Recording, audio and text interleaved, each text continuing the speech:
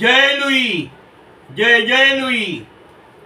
Braille साहित्यवाणी या YouTube चॅनलवर मी सुहास आपणा सर्वांचे हार्दिक स्वागत करत आहे. ब्रेल जागृती या जुलै सप्टेंबर या त्रैमासिक अंकातील लेखांचे क्रमशः वाचन करत आहे. आजचे लेखातील सदर आहे संगीत सप्तरंग. या अंतर्गत आजच्या लेखाचं शीर्षक आहे प्रत्यक्ष मैफल. लेखिका आहेत सायली पानसे शेल्लीकेरी. मैफल गाजवणाऱ्या कलाकारांना जवळून बघता यावं अशी नीनाची खूप इच्छा होती, पण सरांना विचारायची त्याची हिंमत होत नसे. मात्र एके दिवशी सगळा धीर एकवटून त्याने सरांना विचारलेच. विद्यार्थ्यांची तळमळ बघून सरांनाही नाही म्हणवेना. जाऊया असे त्यांचे शब्द कानावर पडताच निनादचा आनंद गगनात मावेनासा झाला. निनाद गेले अनेक महिने सरांकडे हार्मोनियम शिकत होता. संगीताची प्रचंड आवड त्याला शांत बसू देत नसे. वेळ मिळाला की तो घरी रियाज करे, मैफली ऐके, गुरुबंधूंबरोबर एकत्र रियाज करे, सरांकडे जाऊन हार्मोनियम विषयी चर्चा करे. रंगमंचावर सरांना साथ करताना बघून तोही त्या मैफलीचा भाग होऊन जात असे. गायकाचे लढीवाळ सूर ऐकले की नकळत त्याचीही बोटे मांडीवर फिरू लागत असत. या सगळ्या कलाकारांना जवळून बघता यावे असे प्रत्येक मैफलीत त्याच्या मनात येई, पण सरांना विचारायची त्याची काही हिंमत होत नसे. पण शेवटी एक दिवस उजाडला आणि सगळा धीर एकवटून त्याने सरांना विचारलेच. विद्यार्थ्यांची तळमळ बघून सरांनाही नाही म्हणवेना. जाऊया असे त्यांचे शब्द कानावर पडतात निनादचा आनंद गगनात मावेनासा झाला. आपण आता कलाकारांना जवळून बघणार या कल्पनेने त्याला आकाश ठेंगणे झाले. सरांच्या पाया पडून तो निघाला आणि तेव्हापासून शनिवार उजाडण्याकडे त्याचे डोळे लागले होते. उस्तादजींसारख्या मोठ्या कलाकाराला तो पहिल्यांदाच जवळून बघणार होता. शनिवारी 6 वाजता मित्रमंडळ नाट्यगृहात उस्तादजींचे गाणे होते. बरोबर 4:30 वाजता नाट्यगृहात सरांबरोबर निनाद पोहोचला. उस्तादजीही नुकतेच तिथे पोहोचले होते. एवढी हेरवी कायम झब्यात दिसणारे उस्तादजी पॅन्ट शर्टमध्ये वेगळेच दिसत होते. हे कायम झब्बा घालत नाहीत तर, असे निनादने मनातच म्हटले. आपल्या मनात कलाकाराची प्रतिमा असलेली व्यक्ती देखील एरवी सर्वसामान्य व्यक्तींसारखीच असते हे त्याच्या लवकरच पचनी काही पडले नाही.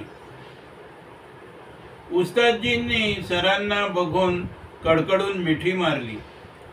इकडच्या तिकडच्या गप्पा झाल्या. तेवढ्यात चहा नाश्ता आला. तिथल्या प्रसिद्ध बटाटे वड्यांवर सर्व कलाकारांनी ताव मारला. प्रत्येकाच्या आवाजाला हे मानवतेच असे नाही, पण उस्तादजींना सगळे चालत होते. एव्हाना बाहेर श्रोते जमू लागले होते. फुलांनी सजलेला रंगमंच सज्ज होता. विंगेत फुलांचे बुके, शाली, श्रीफळ अशी सगळी जय्यत तयारी झाली होती. प्रकाश योजनेच्या तांत्रिक बाबी जुळत होत्या. साऊंड सिस्टीम लागत होती.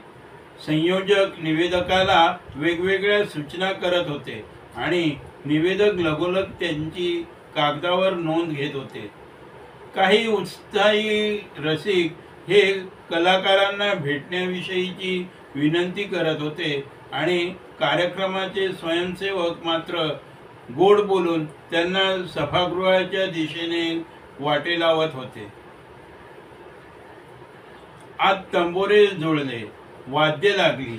चहाचा कप हातात घेऊन उस्तादजी काय गायचं याची यादी करत होते. मैफलीची सुरुवात पुरिया कल्याण या रागाने होणार होती. विलंबित, मध्य आणि द्रुत अशा तीनही बंदिशी उस्तादजींनी संगतकारांना ऐकवल्या आणि ते पुरियाचे स्वर आळवत बसले. तेवढ्यात साऊंड चेक करायला उस्तादजींना रंगमंचावर बोलावले आणि पुढे काय काय गायचे ते श्रोते बघून ठरवू असे म्हणत उस्तादजी रंगमंचाकडे गेले. बाप रे, इतकी उत्स्फूर्तता! गणेशोत्सवात बोटावर मोजण्याच्या इतक्या श्रोत्यांसमोर हार्मोनियम वाजवायची वेळ आली तरी 3 महिने रोज रियाज करणारा निनाद उस्तादजींचे शब्द ऐकून स्तब्धच झाला. तेवढ्यात संपूर्ण सभागृहात उस्तादजींचा आवाज भरून गेला. निनाद धावत विंगेकडे आला. उस्तादजी एकटे तानपुऱ्यावर गात होते. समोर ठेवलेल्या मॉनिटरमध्ये आपल्या आवाजाच्या लेव्हल हव्या तशा कमी जास्त करून घेत होते. त्यानंतर हार्मोनियमचा साऊंड चेक झाला व मागोमाग तबल्याचा. आपले आवाज श्रोत्यांपर्यंत मनासारखे पोहोचत आहेत याची खात्री करून घेतल्यावर सर्व गायकांचा आणि वाद्यांचा एकत्र साऊंड चेक झाला. रंगमंचावरचा सगळ्यांचा एकत्रित आवाज आणि सभागृहातला आवाज यात बराच फरक जाणवत होता. रंगमंचावरचा आवाज हा एकमेकांना नीट ऐकू यावा यासाठी केवळ थोडा वाढवलेला मूळ आवाजच होता, तर सभागृहात येणारा आवाज हा रिवर्ब, बेज, ट्रिबल, एको वगैरे देऊन प्रक्रिया केलेला आवाज होता. बाहेरचा आवाज हा अधिक सुंदर आणि गोड होता. साऊंड सिस्टीम लावणारा तंत्रज्ञ किती महत्त्वाचा असतो हे त्या दिवशी निनादच्या लक्षात आले. साऊंड चेक झाला आणि कलाकार परत ग्रीन रूम मध्ये आले. एव्हाना श्रोते स्थानापन्न होऊ लागले होते. कलाकारही झब्बे घालून सादरीकरणासाठी सज्ज झाले होते. आज विंगेतून कार्यक्रम ऐकायचा असे ठरवून निनाद तिकडेच एक खुर्ची घेऊन बसला. सुरुवातीचे निवेदन, स्वागत, सत्कार,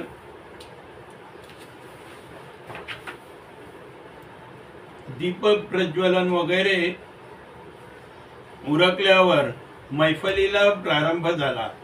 आत गायलेला पुरिया कल्याण तिथेच राहिला आणि उस्तादजींनी 2 तास यमन रागात सर्व श्रोत्यांना यथेच विहार करून आणले.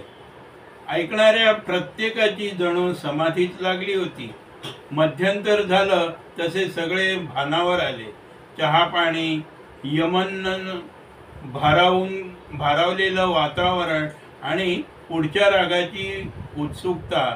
भेटायला येणारे लोक यात 15 मिनिटे गेल्याचे कळलेही नाही आणि निवेदकाने कलाकारांना रंगमंचावर पाचारण केले. पुढचा राग सुरू झाला. परत एकदा सगळे त्यात न्हावून निघाले आणि मध्यंतराची वेळ संपली. आजची मैफल वेगळीच होती. दर्दी श्रोते, उत्तम संगीतकार, उस्तादजींची लागलेली तंद्री, एकूणच मैफल जमून आली होती. मैफलीनंतर मंचावर उस्तादजींना भेटायला रसिकांनी एकच गर्दी केली. काही स्वयंसेवक आवराआवरीत गुंतले होते. काही जण गर्दी नियंत्रित करत होते. काही जण वाद्ये उचलत होते तर काही जण उस्तादजींना गर्दीमधून बाहेर काढायच्या प्रयत्नात होते. अवघ्या अर्ध्या तासात रंगमंचाचा कायापालट झाला. संयोजक उस्तादजींना घेऊन बाहेर पडेपर्यंत रंगमंचावरचे मैफलीचे चित्र पूर्णपणे पालटले. काही वेळाने होणार असलेल्या नाटकाचे नेपथ्य तिथे आकार घेऊ लागले होते. आधीच्या कलाकृतीचा मागमूसही आता तेथे नव्हता, पण नीनाच्या मनात अजूनही ती संध्याकाळ ताजीतवानी होती. ते स्वर, ती मैफल आणि त्या अनुभवातून बाहेर पडून वास्तवात येण्याची इच्छा त्याला होतच नव्हती. ते सगळे घेऊन तो तेथून बाहेर पडला, ते पुढच्या मैफलीचे वेध मनात घेऊनच. याबरोबरच हा लेख येथे संपन्न होत आहे.